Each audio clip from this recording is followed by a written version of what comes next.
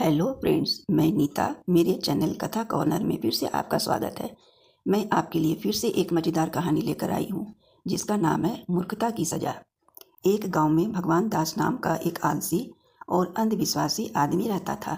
वह अपने आप को भगवान का सबसे बड़ा भक्त मानता था और यही कहता फिरता कि कोई किसी को कोई काम करने की ज़रूरत नहीं है, सिर्फ भगवान का नाम लेने से सब कुछ मिल जाएगा।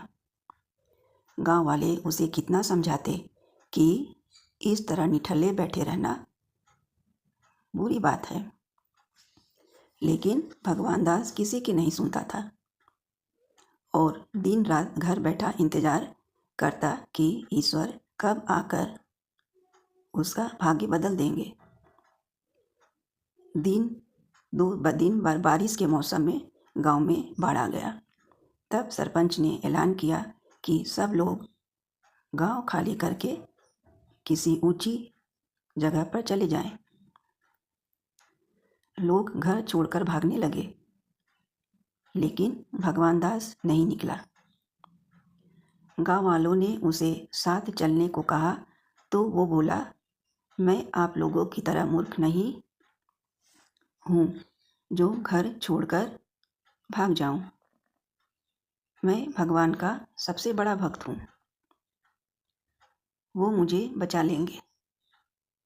थोड़ी देर में गांव के मुखिया ने आकर भगवान दास को बहुत समझाया कि बाढ़ का पानी बढ़ता जा रहा है, जल्दी से वह उनके साथ सुरक्षित स्थान पर आ जाए। लेकिन आलसी भगवान दास नहीं माना। घर में पानी भर गया तो भगवान दास छत पर चढ़कर बैठ गया।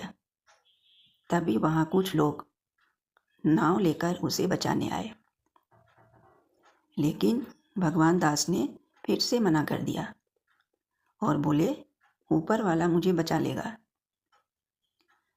आप लोग बार बार मुझे तंग करने क्यों आ रहे हो? मैं आप लोगों की तरह बेवकूफ़ नहीं हूँ, मैं भगवान का सबसे बड़ा भक्त हूँ। थोड़ी देर बाद बाढ़ का पानी और बढ़ गया तो बचाव दल हेलीकॉप्टर लेकर आए और भगवान दास से चलने को कहा, लेकिन इस बार भी उसने इनकार कर दिया। आखिर सब लोग उसे छोड़कर चले गए। जब बाढ़ का पानी छत तक पहुंच गया तो वो बचाओ बचाओ चिल्लाने लगा, लेकिन कोई उसे बचाने नहीं आया और भगवान दास डूबकर मर गया। जब वह ईश्वर के पास पहुंचा तो भगवान से शिकायत करते हुए बोला, प्रभु, मैं तो इंतज़ार करता रहा कि आप मेरी मदद करने आएंगे, लेकिन आप तो आए ही नहीं।